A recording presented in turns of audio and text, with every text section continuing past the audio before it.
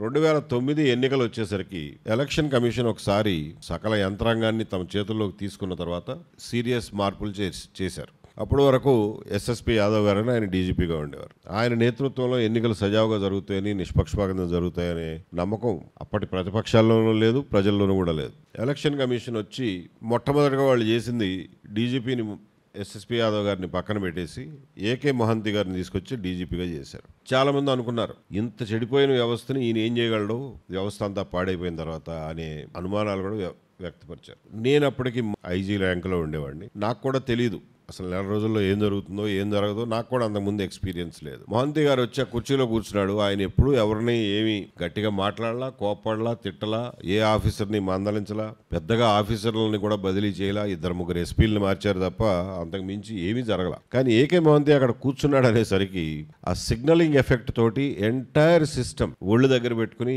ఆ ఎలక్షన్లో పనిచేయడం, ఒక్క హింసాత్మక సంఘటన కూడా జరగకుండా ఆ రోజున కంబైన్డ్ ఆంధ్రప్రదేశ్లో ఆ రోజున ఉన్నటువంటి 23 జిల్లాల్లోనూ నిష్పక్షపాతంగా ఎవడి ఓట్లు వాడు వేయించుకునే పరిస్థితిలో జరగడం విశేషం.